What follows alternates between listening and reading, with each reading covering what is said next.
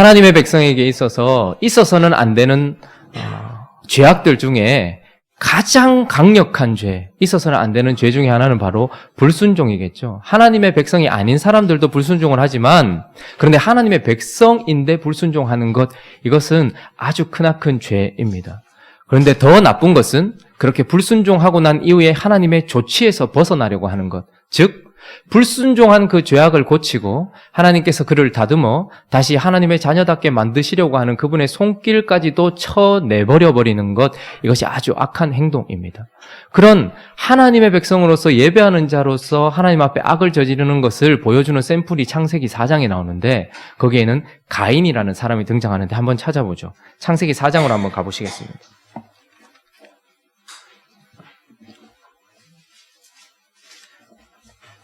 창세기 4장 7절, 8절 말씀을 우리가 한번 읽어볼까요? 자, 앞에 있습니다. 시작.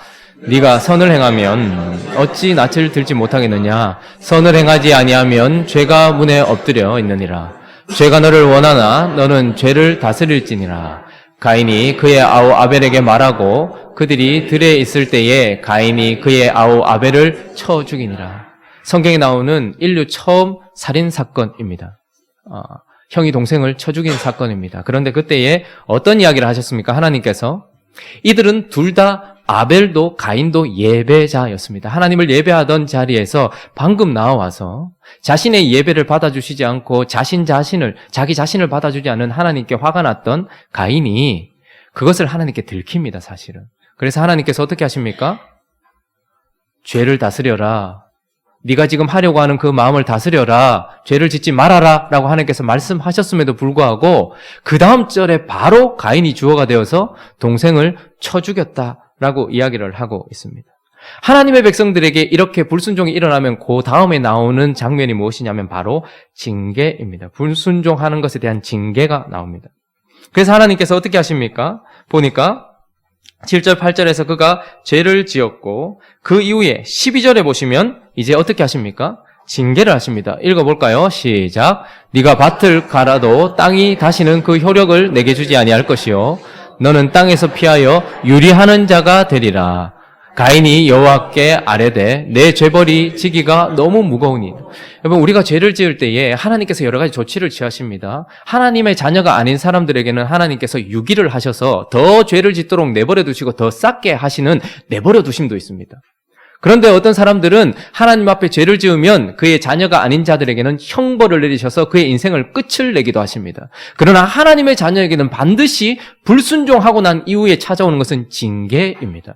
그래서 이것은 그를 끝내기 위한 형벌이 아니라 그를 고치기 위한 징계였습니다. 그래서 어떻게 하십니까? 저주받은 땅에서 유리하며 그렇게 지내라라고 하나님께서 멍에를 메어 주신 것입니다. 그런데 지금 13절에 나오는 것처럼 그가 뭐라고 얘기하는 거 아니까? 죄벌이 지기가 너무 무겁습니다. 이렇게 얘기합니다. 이 말은 무슨 말인가 하면 내가 지은 죄보다 하나님께서 내게 주신 멍에가 더 무겁다. 이 말은 내 죄에 대하여 인정치 않았다라는 것을 뜻하는 것입니다. 그렇게 인정치 않았던 그의 행동이 16절에 어떻게 드러나는가 하면 가인이 뭐라고 합니까? 여호와의 앞을 떠났다 이렇게 이야기합니다. 여러분, 이것은 영적이고 신학적인 의미를 가지고 있습니다. 그는 지금 형벌을 받아서 죽음 가운데 처해 있는 것이 아니라 징계를 받아서 하나님께서 그에게 땅을 유리하면서 정신을 차리도록 하시고 그를 고치려고 하셨는데 그가 이 징계 가운데서 여호와를 떠났다 이렇게 얘기합니다. 어떤 부모도 자식에게 징계를 내리면서 집을 나가라고 했는데 진짜 집을 나가라고 하는 부모는 없는 것처럼 하나님이 예배자였던 가인을 고치시기 위해서 주셨던 그 징계 가운데 지금 가인은 그 멍에를 지지 않기 위하여 여호와를 떠났고 에덴 동쪽 노 땅에 뭐 했다고 얘기합니까? 거주했다 이렇게 얘기합니다. 하나님은 어떻게 하라고 했습니까? 유리하고 방황하라고 했습니다. 이게 그가 져야 될 멍에였습니다. 그렇게 유리하고 방황하면서 하나님을 벗어버리고 하나님께 불순종하면 내 인생에 어려움이 찾아와서 도저히 살 수 없구나라는 것을 깨달을 뿐만 아니라 그렇게 유리방황하다가 하나님의 도우심이 없으면 안 되겠다는 것도 깨닫고 내 죄에 대한 것도 깨달아서 하나님께 가까이 가게 하려고 했던 그 징계 속에서 그는 하나님을 떠나버린 것뿐만 아니라 어떤 지역에 터를 잡고 거주하기 시작했고 그 이후에 17절에 보니까 뭐라고 얘기하는 거 아니까? 아내와 동침하며 그가 임신하여 에녹을 낳았다. 자식을 낳은 건 괜찮아요. 그런데 뭐라고 얘기합니까? 있습니다. 시작. 가인이 이 성을 쌓고 그의 아들의 이름으로 성을 이름하여 에녹이라 하니라. 성을 쌓았다 이렇게 얘기합니다. 그에게 하나님께서 정신을 차리라고 그를 고치기 위하여 유리방황할 것에 대하여 징계하셨는데 그는 거주하였을 뿐만 아니라 그곳에서 하나님 없이 지금 죄를 인정치 않고 자기 자신의 세상을 쌓아 만들었다라고 우리에게 이야기를 해주고 있는 것입니다. 여러분, 불순종이라는 죄도 하나님 앞에 하나님의 자녀가 지어서는 안 될 것이지만 그러나 그것보다 더 악한 것은 불순종한 것에 대하여 지적하며 그 불순종을 뜯어고치기 위하여서 하나님께서 주시는 조치를 차버리는 것, 이것은 하나님의 백성에게는 있어서는 안 되는 큰 죄인 것입니다. 그럼 우리가 지금 지난주에도 계속해서 예레미야를 살펴보면서 예레미야 25장에서는 하나님께서 드디어 불순종한 그들에게 처벌을 결정하시고 605년 느부갓네살 왕을 세우셔서 그들에게 징계를 시작하신 이야기가 25장에 나왔습니다. 우리는 그걸 지난주에 살펴보았습니다. 그런데 26장은 그 징계가 있기 4년 전으로 거슬러 올라가서 왜 하나님께서 매를 들 수밖에 없었는가의 상황을 성전에서 일어났던 에피소드를 통해서 우리에게 얘기했는데, 성전에서 예레미야가 하나님께 돌아오라고, 그리고 그 말을 하기 23년 전부터 지금까지 불순종해서 돌아오라고 얘기했음에도 불구하고 그들이 하나님의 성전에서 하나님을 예배하는 자들이 하나님께 길을 닫아버린 그 불순종으로 말미암아서 하나님께서 징계하셨다는 얘기가 나와요. 그런데 26장을 넘어가면 그 일이 있고 난 이후의 이야기가 나옵니다. 왜 하나님께서 징계하셨는가? 그것은 바로 여호야김이라는 왕의 삶을 통해서 우리에게 보여주신 것입니다. 그래서 왜 징계를 받았는가? 4년 전으로 거슬러 올라가 보니까 여호야김이 왕이 되었을 때 하나님께서 정신을 차리고 주께 돌아오라고 매를 들기 전에 그렇게 말씀하셨음에도 불구하고 매를 들지 않은 그 상황 속에서 그가 결국은 돌아오지 않았다라는 것을 25장에서 이야기했는데, 26장에서 그리고 오늘 본문에서 우리가 살펴보게 될 것은 그보다 더 악한 악, 하나님 앞에 하나님께서 징계를 하시려고 하시는 그 순간에 그것을 던져버리는 악을 우리에게 보여주고 있는 것입니다. 26장이 하나님의 백성인 여호야김의 상태를 불순종으로 보여주고 있다면, 오늘 이 27장 우리가 읽은 본문 말씀은 그 불순종에 대한 하나님의 조치를 발로 차버리는 더 큰 악을 우리에게 보여주고 있는데, 오늘 이 본문 말씀을 통해서 그래서 우리가 어떤 교훈을 얻기 위하여서 먼저는 시드기야를 살펴보려고 합니다. 우리는 시드기야가 되어서는 안 된다라는 것을 정신을 차리고 새겨야 하는 것입니다. 자, 오늘 본문 말씀 12절, 13절을 한번 읽어볼까요? 자, 읽습니다. 시작.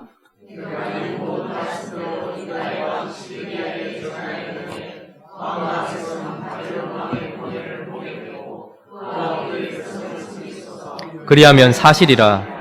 어찌하여 당신과 당신의 백성이 여호와께서 바벨론의 왕을 섬기지 아니하는 나라에 대하여 하신 말씀과 같이 칼과 기근과 전염병에 죽으려 하나이까? 지금 시드기야는 여호야김 시대에 불순종했던 그 불순종으로 말미암아 하나님께서 매를 드셔서 한창 징계가 진행되고 있는 상황에 있는 왕입니다.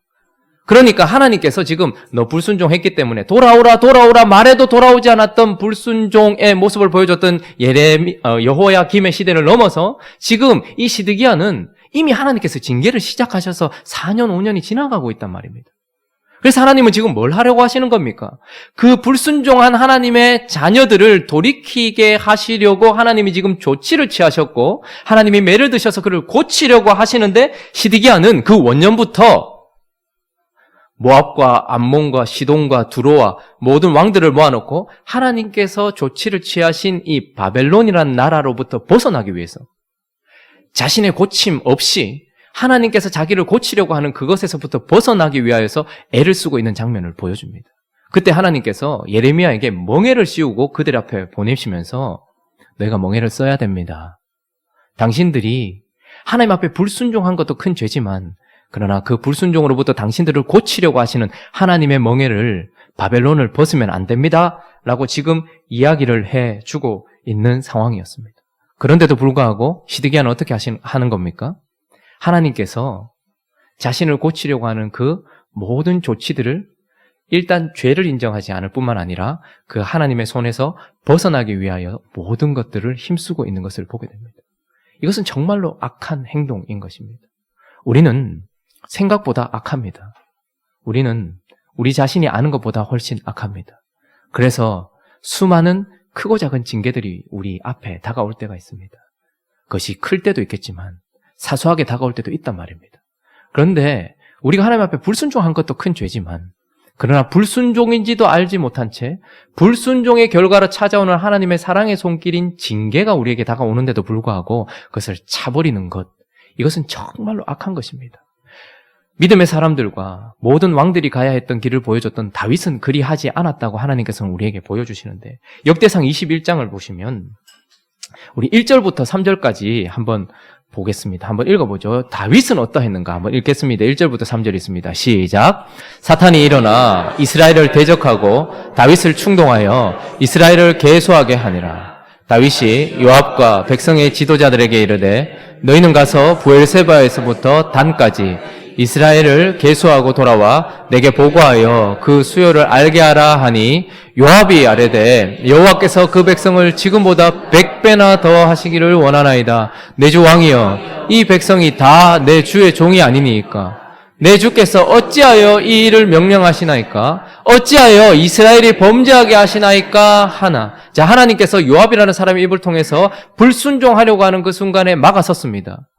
계속되는 승리와 블레셋을 완전히 복속시킨 그 어떤 기쁨에 의하여서 그는 자기가 지금 가지고 있는 크기를 알고 싶었던 거예요. 하나님의 은혜의 크기보다는 내 힘의 크기와 또 나에게 주신 힘, 이런 것들을 알고 싶었던 것이죠. 그래서 인구조사 자체가 나쁜 것은 아니지만 그 조사하려고 했던 동기가 나빴는데 하나님은 요압이라는 사람을 통해서 그건 죄다라고 말했음에도 불구하고 우리가 잘 아는 것처럼 다윗 또한 불순종하여 죄를 범하였습니다. 자, 다윗은 하나님의 사람이었기 때문에 불순종 이후에 뭐가 찾아올까요? 바로 하나님의 징계가 찾아옵니다. 그를 완전히 없애버리는 것이 아니라 징계가 찾아와서 7절을 한번 보시면 이렇게 얘기합니다. 하나님이 이 일을 악하게 여기사 어떻게 해요? 이스라엘을 치심해. 자, 징계가 찾아왔습니다. 여기까지는 모든 백성들에게 똑같이 일어나는 일입니다. 가인에게도 그러하였고 시드기야에게도 그러하였고 저와 여러분에게도 그러하였습니다. 그런데 다윗은 여기서 어떻게 하는가? 8절을 읽습니다. 8절 시작. 다윗이 하나님께 아뢰되 내가 이 일을 행함으로 큰 죄를 범하였나이다.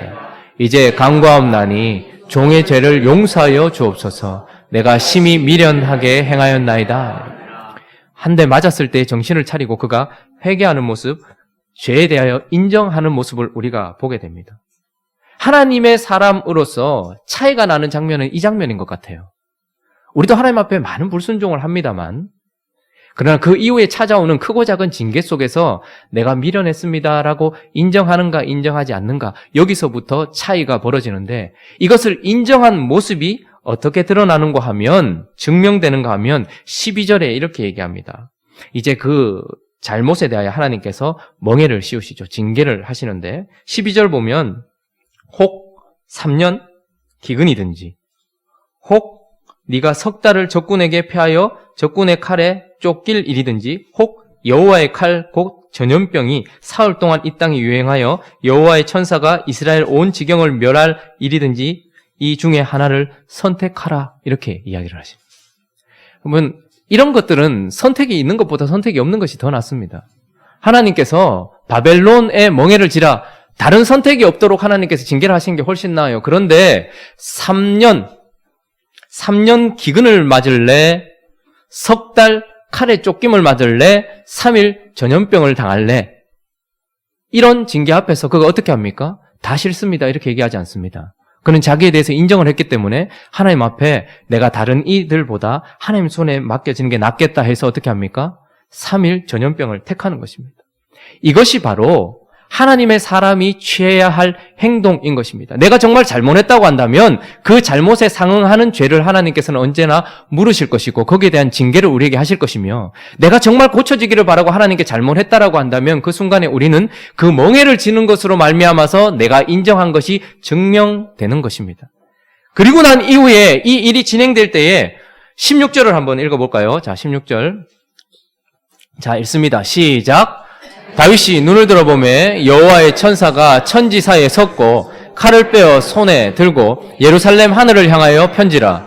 다윗이 장로들과 더불어 굵은 배를 입고 얼굴을 땅에 대고 엎드려 다윗이 그 다음에 있습니다. 17절 하나님께 아뢰되 명령하여 백성을 계수하게 한 자가 내가 아니니까 범죄하고 악을 행한 자는 곧 나이니이다. 이 양 떼는 무엇을 행하였나이까? 청하건대 나의 하나님 여호와여 주의 손으로 나와 내 아버지의 집을 치시고 주의 백성에게 재앙을 내리지 마옵소서 하니라. 자, 지금 이제 진정한 뭐가 나오는 거예요? 회개가 나오는 것입니다. 하나님께서 멍에를 지어 주셨을 때에 그것을 지고 난 이후에 나타나는 현상은 뭐냐면 진정한 회개가 드러나는 거예요. 3일을 지나면서 하나님께서 우리에게 3일을 주실 수도 있고 40년을 주실 수도 있고 70년을 주실 수도 있습니다. 그것은 하나님이 결정하시는 거예요. 우리 악의 크기만큼. 그런데 그 크기는 내가 고쳐질 크기만큼인 것입니다. 그런데 그 3일을 지나는 동안 다윗에게는 어떤 일이 있었냐 하면 그 3일을 지나는 동안 진정한 회개가 쏟아지기 시작하는 거예요. 하나님, 내가 정말 잘못했습니다. 하나님, 정말로 잘못했으니 거두어 주십시오라는 회개가 일어나는 것입니다. 하나님께서 왜 징계를 하실까요? 집 나가! 이리 와! 10대를 치고 20대를 치는 이유는 무엇일까요? 진정 하나님 앞에 엎드려서 내가 잘못했습니다. 이것을 하나님 앞에 고백하기를 원하는 것입니다. 그러나 이것이 끝이 아니고 그 21장 26절은 이렇게 얘기합니다. 한번 읽어볼까요? 시작. 다윗이 거기서 여호와를 위하여 제단을 쌓고 번제와 화목제를 드려 여호와께 아뢰었더니 여호와께서 하늘에서부터 제단 위에 불을 내려 응답하시고. 지금 무슨 일이 일어나는 거예요? 가인은 자기의 죄를 인정하지 않고 주님의 멍에를 쓰지 않고 여호와를 떠나서 거주하면서 뭘 한 거예요? 성을 쌓았습니다. 그러나 다윗은 하나님께서 지적하신 그 징계에 대하여 인정을 하고 그 멍에를 쓰고 난 이후에 그 가운데서 그 멍에를 지나는 동안 회개하게 되었고 마지막은 어떻게 되는 거예요? 하나님과의 관계 회복이 되는 것입니다. 하나님은 이걸 위하여서 우리 인생 가운데 징계를 허락하시고 고통을 허락하시고 아픔을 허락하시는 것입니다. 그런데 어떤 인생은 그 가운데 하나님 없이 징계를 벗고 자기 인생을 쌓기 위하여서 성을 쌓는가 하면 어떤 인생은 하나님께서 허락하신 그 상황 속에서 진정 회개가 터져나오고 그 이후에 그가 다시 하나님과의 관계를 회복하게 하려고 하나님께서 제단을 쌓는 것을 허락하셨고 하나님과의 관계 회복까지 가는 것. 하나님은 이것을 원하셔서 그리 하셨다라는 것입니다. 하나님이 우리 인생 가운데 유기를 하셨다든지 아니면 우리 인생을 끝냈다면 그것은 우리가 하나님의 자녀가 아니라는 증거일 것입니다. 그런데 우리가 죄를 범했을 때에 혹은 하나님께 불순종했을 때에 고의적으로 내가 내 자신을 추구해서 하나님을 버렸을 때에 우리 인생 가운데 반드시 찾아와야 될 그 징계가 찾아올 때에 우리는 이것을 기억해야 됩니다. 아, 하나님께서 지금 나와 관계 회복을 다시 하시기 위하여서 내게 멍에를 씌우시는 것이다. 그러므로 이 멍에를 벗는 것이 내가 사는 길이 아니요 이 멍에를 쓰고 하나님께서 허락하신 기간만큼 걸어갈 때에 진정한 회복이 찾아오는 것이다. 이것을 기억해야 하는 것입니다. 하나님은 범죄한 이스라엘 백성들을 버리는 것이 목적이 아닙니다. 때리시는 것이 목적이 아닙니다. 그들을 고치시는 것이 목적인 것입니다. 저와 여러분들이 생각하는 것보다 훨씬 더 많이 고쳐져야 될 인생들입니다. 그래서 하나님은 우리가 범죄할 때에 인식하지 못한 범죄까지도 다 알고 계시면서 적당하게 우리에게 3일을 주실 수도 있고 40년을 주실 수도 있고 우리를 완전히 고치셔서 하나님과의 관계를 회복하시려고 70년을 허락하실 수 있지만 그 가운데 우리는 멍에를 지고서 결국은 내 마음을 깨트리고 하나님과의 관계가 회복되게 하실 그 하나님께 소망을 두고 그것을 짊어져야 한다라는 것입니다. 시드기야는 그리하지 않기로 결정했던 인생이었던 것입니다. 지금 어떤 멍해가 우리에게 찾아와 있습니까? 우리가 처음에 복음을 받았던 시대보다 훨씬 더 악한 시대를 살고 있습니다. 그 악하다는 말은 죄가 많아졌다는 말이 아니라 처음 복음을 받았던 그리스도인들보다 훨씬 더럽고 추악한 신앙 상태를 가지고 있는 교회를 얘기하는 것입니다. 그러므로 이 시대는 축복이 가득해야 될 시대가 아니라 오히려 하나님께서 우리를 뜯어 고치시려고 하는 징계가 가득한 시대여야 할 것이고 그래서 사실 우리 주변에는 고통받는 사람들이 참 많이 있습니다. 모든 고통이 죄로부터 온 것은 아니지만 그러나 그 모든 고통 속에 주어진 징계는 우리를 고치는 것입니다. 그런데 우리는 있는 힘을 다하여서 그 멍에를 벗는 데 최선을 다하려고 하고 있지는 않습니까? 목사로 있다 보면 심각한 인생들을 많이 만납니다. 대부분 하나님께서 고통을 주신 하나님의 자녀들입니다. 그런데 그 가운데서 무엇을 힘써야 될까에 대한 방향을 잡지 못하는 사람들이 참 많다는 것을 느낍니다. 저 또한 마찬가지겠죠. 하나님이 지금 이것을 허락하신 이유가 무엇인지에 대하여 근본적인 생각을 하지 않은 채 그저 이 고통에서 벗어나는 것만을 목표로 삼아 그냥 달려가려고 하는 시드기야가 이 시대에 얼마나 많은지 모르겠습니다. 하나님은 우리의 빛 좋은 행복보다는 거룩을 원하고 계시기 때문에 우리에게 징계를 허락하십니다. 그때에 우리가 정말 하나님 앞에 불순종한 죄인이라는 것을 깨닫고 인정한다면 우리는 형벌이 아니라 징계의 멍에를 메고서 하나님이 허락하신 기간 동안 우리를 떠나지 않으시며 우리와 함께 징계, 그 멍에를 메주실 주님과 걸어가기로 다짐을 해야 되는 것입니다. 그래야지 우리는 그분의 자녀가 되는 것입니다. 우리 행복한 우리 교회가 시드기야가 가득한 교회가 아니라 예레미야처럼 혹은 다윗처럼 하나님이 주신 멍에를 메고서 거룩을 추구하는 교회가 되기를 예수 그리스도의 이름으로 축원합니다. 근데 또 한 가지 기억해야 될 것이 있는데 그것은 바로 하나냐라는 선지자를 통해서 드러납니다. 하나냐가 되지 말아야 한다는 것을 기억해야 합니다. 오늘 본문 말씀 28장 1절부터 4절까지를 한번 읽어볼까요? 자, 28장 1절부터 4절까지 읽습니다. 시작.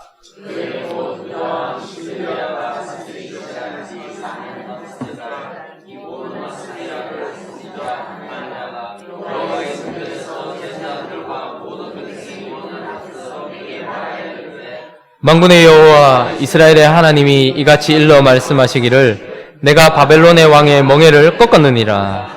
내가 바벨론의 왕 느부갓네살이 이곳에서 빼앗아 바벨론으로 옮겨간 여호와의 성전 모든 기구를 2년 안에 다시 이곳으로 데려올려 오리라. 내가 또 유다의 왕 여호야김의 아들 여고니아와 바벨론으로 간 유다 모든 포로를 다시 이곳으로 돌아오게 하리니 이는 내가 바벨론의 왕의 멍에를 꺾을 것임이라. 여호와의 말씀이니라 하니라. 자, 성전에 두 선지자가 서 있습니다. 예레미야라는 선지자가 서 있고 하나냐라는 선지자가 서 있습니다. 이 하나냐의 특징은 그들이 정말 듣고 싶은 이야기를 들려준 선지자였습니다. 소망의 아이콘이 되어버렸죠. 지금 시드기야 시대 5년이 지나고 있습니다. 자기들이 사랑했던 사람들이 끌려갔고 제사장들이 그렇게 거룩하게 여겼던 제사 기구들이 다 끌려갔습니다. 이런 상황 속에서 백성들이 듣고 싶었던 말이 무엇이었겠습니까? 5년이라는 시간을 지났으니 이제 회복에 대한 이야기 정말 듣고 싶었지 않겠습니까? 그런데 하나냐가 예레미야 앞에서 그것도 제사장들과 모든 백성들에게 메시지를 정했는데 그것이 뭡니까? 성전 기구가 2년 만에 돌아올 것이다. 그리고 포로로 잡혀갔던 자들이 다시 2년 안에 돌아올 것이다 라는 것이었습니다. 이것은 정확하게 그들이 듣고 싶었던 이야기였습니다. 바벨론 왕의 멍에를 꺾었다라는 말은 그것을 듣고 싶은 시드기야의 귀에는 정말로 복음이었을 것입니다. 하나님의 거룩한 기구를 빼앗긴 제사장들에게는 그 기구들이 다시 돌아올 것이라는 것은 크나큰 소망이었을 것입니다. 그리고 지금 우리나라를 다스리던 고위 간직에 있었던 사람들, 그리고 내 친족, 내 형제, 내 이웃이 포로로 잡혀갔는데 그들이 돌아올 것이라는 것은 모든 백성들이 듣고 싶었을 이야기였습니다. 하나냐는 그런 이야기를 들려준 사람입니다. 뿐만 아니라 그는 지금 2년이라는 이야기를 한다면 결국은 6년이나 7년, 하나님께서 매를 드시고 난 이후에 6년이나 7년 안에 지금 이것이 끝날 것이다 라고 이야기하면서 이스라엘 백성들의 변화 없이 하나님의 회복을 지금 이야기를 하고 있는 것입니다. 그러니까 거짓 선지자였던 하나냐의 특징은 바로 그들이 듣고 싶은 이야기를 그들의 변화 없이 하나님께서 해주실 것이라는 메시지였습니다. 뭐 이러면 됩니까? 안 됩니까? 우리는 이 하나냐를 보면서 와, 정말 담대하다. 어떻게 이런 메시지, 이런 거짓 메시지를 전하지? 이렇게 생각을 합니다. 그런데 저는 이 시대에 하나냐보다 더 악한 하나냐들이, 더 담대한 하나냐들이 수없이 많은 것을 보게 됩니다. 저를 포함해서 목회자들, 구역장들, 목자들, 그리고 신앙생활 좀 한다는 분들이 이렇게 하나하나로 백성들 앞에 서 있는 경우를 참 많이 봅니다. 우리의 특징은 성경을 보면서 하나하나를 보면 야, 거짓 선지자 바로 지적을 해냅니다. 그리고 우리 옆에 있는 사람들이 하는 행동을 보면 아, 저거 잘못 이렇게 얘기합니다. 그런데 자기 자신에 대해서는 잘 보지 못합니다. 많은 목회자들이 고통당하고 있는 이 시대는 악하기 때문에 하나님께서 하나님의 백성을 사랑하시기 때문에 크고 작은 징계들을 허락하셔서 사업이 흔들리기도 하고 건강에 문제가 생기고 여러분 사업이 흔들리고 건강에 문제가 생기고 관계에 문제가 생겼다고 다 죄 때문은 아닙니다. 그냥 그것이 목적하는 것은 거룩입니다. 그런데 그런 일들이 일어날 때에 죄가 아닌 것 때문에 찾아올 수도 있겠지만 그렇다면 확인을 해봐야 될 것 아닙니까? 그런데 우리는 위로난답시고 그들 옆에 가서 하나님이 곧 회복시켜 줄 거야. 우리는 하나냐보다 더 담대하게 그런 회복의 메시지를 전하고 있습니다. 어떤 사람이 사업의 실패를 지금 이제 곧 임박하게 두어서 어쩌면 이제 이것이 망하면 가족들이 전부 길거리에 나앉을판에 있는 성도가 있었습니다. 중직자였죠. 목회자들이 같이 찾아갔습니다. 하나같이 우리는 그의 회복에 대해서 이야기했습니다. 그러나 그분의 인생을 잘 살펴보면 하나님이 그대로 두시면 안 될 것 같은 요소들이 많이 있었고 우리는 그것에 대하여 진지하게 생각해보라고 이야기해야 했습니다. 그러나 아픈 가운데 있는 자들에게 그런 말을 하기가 쉽지 않습니다. 지금 아파서 죽어가고 있고 지금 사업이 실패되어 지금 나앉을 판에 있는 사람에게 그런 말을 할 수 없겠죠. 그러나 우리는 그 말을 하지 않는다 할지라도 거짓 메시지는 전해서는 안 됩니다. 하나님께 더 기도합시다. 우리가 기도하고 있으니 회복시켜 주실 것입니다. 이는 2년을 얘기했지만 그렇게 얘기하는 우리는 곧 임박하여서 2년보다 더 담대하게 도대체 어떤 근거를 가지고서 그런 이야기를 하는지 모르겠습니다만 그렇게 이야기합니다. 구역원들이 상처받고 힘든 일이 있습니다. 찾아갑니다. 그리고 우리는 그 상처를 주신 하나님보다 더 긍휼히 여기고 그 하나님보다 더 은혜가 풍성해서 그 사람 앞에 서서 그를 고치시려거나 하는 하나님에 대하여 공개적으로 그분을 비난하면서 하나님께서 곧 회복시켜 주실 것이라고 우리는 너무나 쉽게 하나냐가 됩니다. 하나냐는 지금 시드기야 시대 하나님의 공의가 선포되고 있는 그때에 긍휼이라는 이름으로 은혜라는 이름으로 서 있었던 하나님보다 더 의롭게 보이는 자였습니다. 우리는 하나냐를 손가락질하지만 우리 자신이 이것보다 더 담대하게 지금 오늘 이 시대에 하나냐일 때가 얼마나 많습니까? 어떤 분이 왜 병이 왔는지 자연적인 것일 수도 있지만 하나님이 그분을 고치기 위해서 그것을 허락하셨다면 왜 관계에 문제가 왔는지 그것을 고치기 위해서 하나님께서 그렇게 하셨다면 우리는 거기에서 섣부르게 그것을 주신 하나님을 비난하듯이 나서서 그리고 잘 알지도 못하면서 하나님께서 곧 고쳐주실 것입니다. 곧 회복시켜 주실 것입니다. 바벨론의 멍에를 꺾으셨습니다. 라고 이렇게 담대하게 말하는 하나냐일 때가 얼마나 많냐는 말입니다. 그런데 우리는 하나냐보다 더 담대해서 그 사람들 앞에서 중보 기도를 합시고 하나님께 회복을 요구할 때도 많이 있습니다. 하나님이 어떤 인생을 고치실 때에 그것을 고치기 위해서 주신 그 상황들이 있을 것 아닙니까? 그런데 하나님 앞에 그것을 주신 하나님 앞에 왜 주셨는지 그리고 그 이유가 무엇인지 한번 따져보지도 않은 채 우리의 모든 중보 기도는 하나님 고쳐주세요. 하나님 잘되게 해주세요. 하나님 합격하게 해주세요. 하나님 이번에는 꼭 되게 해주세요 라고 이야기하면서 얼마나 하나님을 공개적으로 비난하며 자기가 중보자인 듯 살아가는지 모르겠습니다. 우리에게 쏟아지는 수많은 그 사람들의 기도 제목들을 가지고 그 기도 제목들이 나오게 하신 하나님의 마음은 살펴보지 않은 채 그저 회복에 대하여 하나님께 선포하며 기도하며 요구하고 있는 우리의 모습. 우리는 어쩌면 하나냐일지도 모릅니다. 제가 오랫동안 기도하는 분들이 있습니다. 처음의 기도는 그들이 주께로 돌아오기를 기도합니다. 그런데 그들이 교회에 나오기 시작합니다. 그런데 더 절망스러운 것은 교회에 나왔는데 교회 밖에 있을 때보다 더 절망스러운 모습을 보일 때입니다. 그러면 이제 기도는 제목을 바꾸어서 그들이 주님의 자녀답게 해달라고 기도를 합니다. 그렇게 기도를 하면서 저는 중보자랍시고 그들에게 하나님께서 주신 상황에 대하여 해석도 해보지 않은 채 하나님을 믿고 하나님께 의뢰하십시오. 신뢰하십시오. 그런데 대부분 보면 하나님의 자녀들이 죽게 돌아오면 처음에는 하나님께서 축복을 많이 쏟아부으시는 것 같은데 시간이 지나면 그들을 다듬기 위해서 하나님께서 많은 고난과 아픔을 허락하세요. 그러면 처음 믿는데 도움을 줬던 자들, 그런 자들에게 찾아오게 돼 있고 우리는 그들을 섣불리 위로하며 그들을 위해서 기도해 줍니다. 손을 얹어 기도해 주면서 주여 이렇게 된 것을 고쳐주시고 변화시켜 달라고 그렇게 기도합니다. 저도 그렇게 기도를 많이 했었습니다. 그런데 어떤 때에 아주 오래된 때이지만 그때에 제가 한 집회에 일주일 동안 섬기러 갔는데 하나님께서 저에게 어떤 잡을 주셨냐면 아무거나였습니다. 진짜 잡 이름이 무엇이든 아무거나인 거예요. 그런데 아무거나 하다 보니까 제가 주방에 들어가게 되었고 한 1000여 명이 같이 밥을 먹어야 되는데 저는 그때 마음이 너무 어렸어요. 말씀 들으려고 일주일 제가 뺏어 갔는데 주방에 들어가면 못 듣거든요. 말씀을 못 들어요. 그리고 주방은 저에게는 아주 생소한 곳입니다. 가서는 안 되는 곳, 저는 아무것도 할 수 없는 곳 이런 곳이었습니다. 근데 1000여 명의 밥을 한다고 하니까 주방에 보니까 팀이 막 너무 많은데 뭐 팀이 이렇게 나눠져 있고 한 10명씩 이렇게 또 팀이 나눠져 있는데 팀장들이 있어요. 그래서 주방에 들어갔는데 요만한 자그마한 여선교사님이 팀장이더라고요. 그러면서 안 그래도 마음이 어려워서 정리를 하려고 했습니다. 하나님께서 이번에는 말씀을 듣는 것으로가 아니라 하나님께서 주방에서 나의 예배를 받고 싶은 모양이다 하고 이제 주방을 섬기기 시작했는데 제가 실수가 많았겠죠. 잘 모르고 하니까. 그런데 그 팀장이 사사건건 제 옆에 붙어서 이래라 저래라 이야기하는 거예요. 조그만 여성교사가. 그때 제가 전도사였는데 그분이 저를 보면서 말끝마다 형제.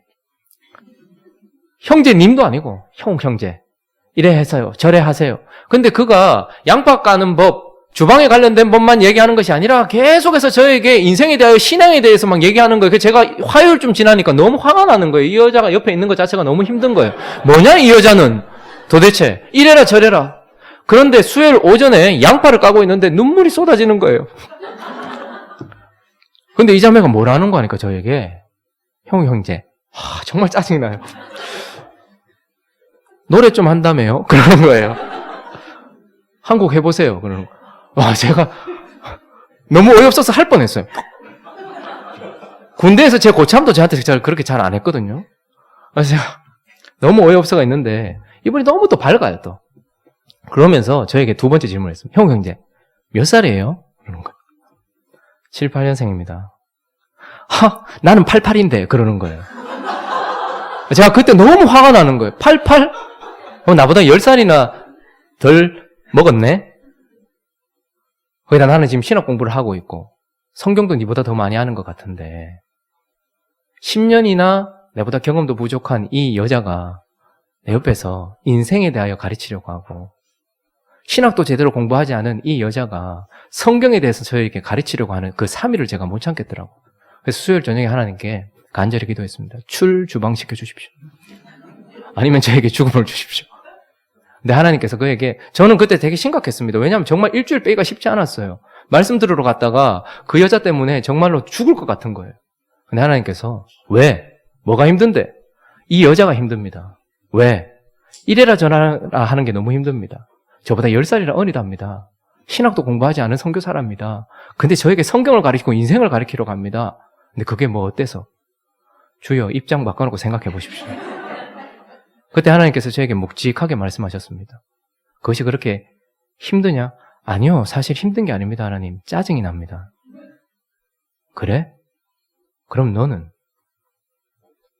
내가 네가 기도하던 그 인생들에게 찾아가서 생명을 주었고 이제 그들을 내 자녀답게 고치기 위해서 일을 하고 있는데 너는 아침 저녁으로 중보기도를 합시고 나에게 나와서 이 사람에게는 이래야 됩니다. 저래야 됩니다. 이때 이렇게 하십시오. 저렇게 하십시오라고 사사건건 영원한 내 앞에서 불과 20, 30년밖에 살지 않은 네가 나에게 이래라 저래라 하고 있는 네 모습을 바라보는 나는 어떻겠느냐. 나는 그를 고칠 것이고 고칠 능력도 있고 나는 그를 고치기 위하여 수단도 생각했고 기간도 정하였느니라. 그런데 너는 내가 일을 하려고 하는 순간순간마다 하나냐가 되어서 나보다 더 그를 사랑하는 양, 나보다 그를 더 생각하는 양, 그 앞에 서서 내가 하려고 하는 모든 일들을 막아서고 있는 너는 하나냐가 아니냐. 그게 중보기도가 아니라고 하나님께서 말씀하셨습니다. 그에게 가서 위로했다고 했던 그 말은 사실 거짓 메시지가 되었고 그에게 했던 그를 위해 했던 모든 기도는 하나냐가 기도했던 것처럼 잘못된 기도였던 것이죠. 그럼 우리는 심각하게 생각해야 합니다. 나는 하나냐가 아니라 생각되십니까? 그러나 우리는 너무나 쉽게 거짓을 입으로 토해내고 있습니다. 거짓 메시지를 주면서 견딜 힘을 공급받도록 기도해주지 못할 망정 그들에게 거짓 헛된 희망을 품게 하면서 지금 이 시대에 하나냐로 살아가고 있는 것은 아니냐라는 것입니다. 그러면 다니엘이 그 이후에 다니엘의 기도, 여러분 우리가 잘 아는 것처럼 다니엘은 어떻게 기도했습니까? 하루에 3번 창을 열고 기도했던 사람입니다. 그런데 그가 바벨론 포로로 잡혀가서 1차 포로 때 잡혀갔던 그가 지금 시간이 훨씬 지나고 나서 드디어 하나님께 돌아오게 해달라고 기도하는 것이 다니엘서 9장에 드러납니다. 9장 한번 찾아보죠. 다니엘서 9장 1절부터 한번 읽어보겠습니다. 앞에 나와 있죠. 자, 읽습니다. 시작.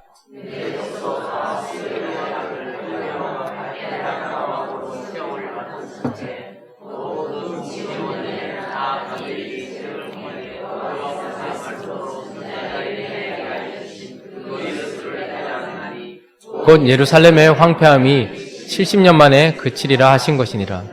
내가 금식하며 베옷을 입고 죄를 덮어쓰고 주 하나님께 기도하며 간구하기를.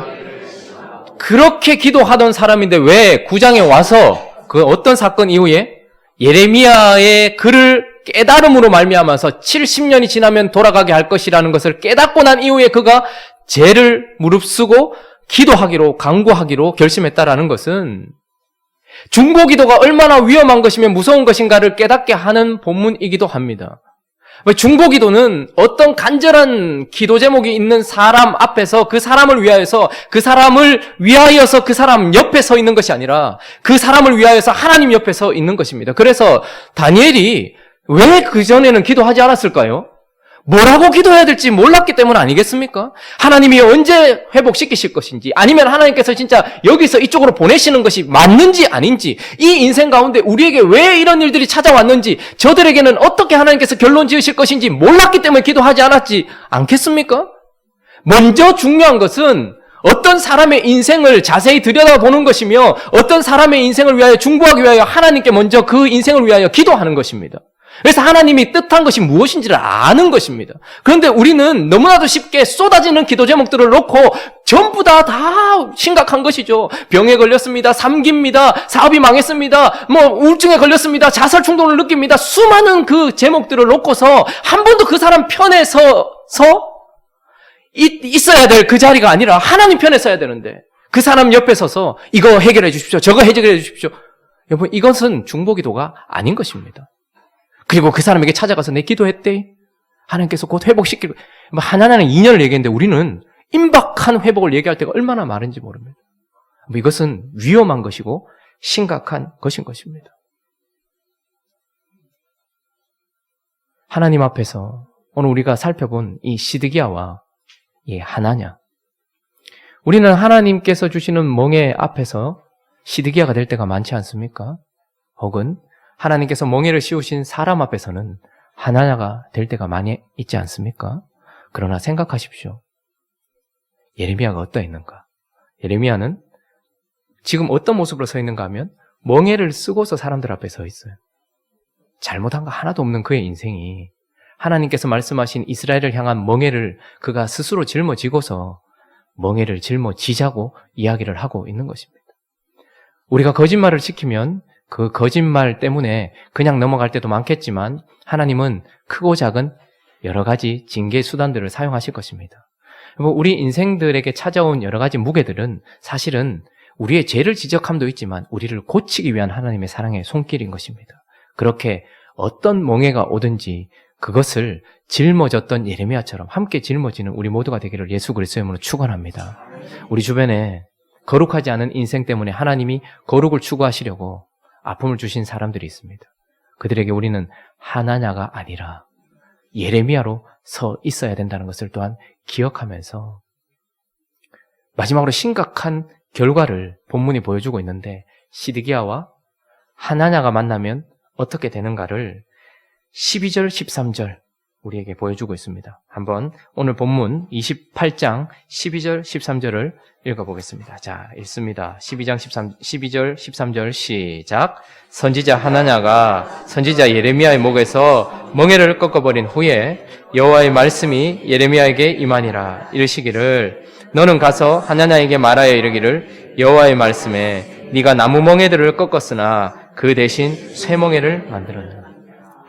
멍에를 써야 될 자는 멍에를 벗으려 하고 멍에를 쓴 자의 멍에를 꺾어버린 시드기야와 하나냐가 만났을 때에 그 나무 멍에를 벗은 것으로 끝나지 않고 그 대신 뭐요? 쇠 멍에가 그에게 올라왔다라고 이야기합니다. 여러분 그냥 한 차를 맞고 끝날 것을 10대, 20대를 맞는 인생들이 얼마나 많은지 모릅니다. 내가 벗으려고 했기 때문인 것입니다. 혹은 그 인생에 내가 멍에를 스스로 가서 꺾어주려고 했기 때문이라는 것을 기억하면서 오늘 이 본문 앞에 우리가 하나님의 말씀 앞에 서서 혹 우리 인생 가운데 제 눈에도 보이니 여러분들의 눈에도 보이겠죠. 아, 저 사람은 저걸 고쳐야 되니 지금 저 문제가 하나님께서 일으키신 거구나. 아, 하나님께서 저를 거룩하게 하시려고 지금 멍에의 무게를 결정하셨구나. 아, 기간을 정하셨구나. 그것이 보일 때에 스스로도 멍에를 지고 함께 멍에를 져주는 행복한 우리 교회, 그리고 거짓 메시지를 전하는 자가 아니라 그의 편에 서서 그를 위하여 기도하는 자가 아니라 하나님 편에 서서 그를 위하여 기도하는 중보자가 되기를 예수 그리스도의 이름으로 축원합니다. 우리 같이 한번 찬양하고 기도할 텐데, 좀 말씀을 준비하면서 이런 말씀은 안 전하는 게 좋은데 이런 생각을 좀 했습니다. 왜냐하면 제 주변에는 멍에를 쓴 자들이 참 많습니다. 생각나는 분들도 참 많이 있어요. 그들이 멍에를 벗는 것이 위로가 아니라 하나님이 주신 멍이다라는 것이 위로가 될 줄로 믿습니다. 우리 인생 가운데 나도 그렇고 우리 함께 이겨나가자고 마음을 담아서 이 고백을 하나님께 올려드렸으면 좋겠고 진정한 기도를 올려드렸으면 좋겠습니다. 우리 같이 한번 찬양하죠.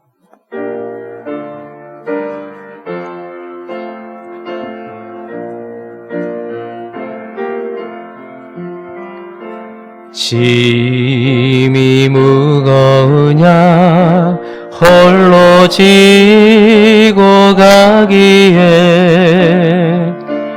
험한 데로 갈까 두렵지는 않느냐 온갖 일에 매여 고달프지 않느냐 주가 도우시리 요청만 하며 우리 기도를 언제나 들으시며 큰 사랑으로 감사 주시고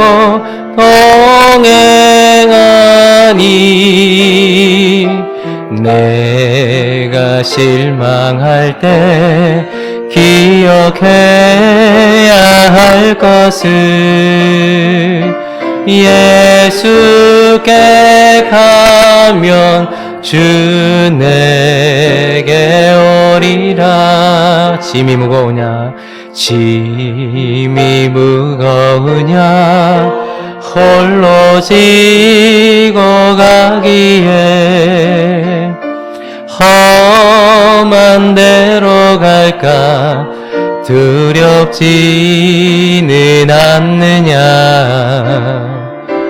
온갖 일에 매여 고달프지 않느냐 주가 도우시리 요청만 하며 우리 기도를 언제나 들으시며 큰 사랑으로 감사 주시고 동행하니 내가 내가 실망할 때 기억해야 할 것을 예수께 가면 주 내게. 우리 한 번만 더 찬양하겠습니다. 짐이 무거우냐 홀로 지고 가기에 험한 데로 갈까 두렵지는 않느냐. 온갖 일에 매여 고달프지 않느냐. 주가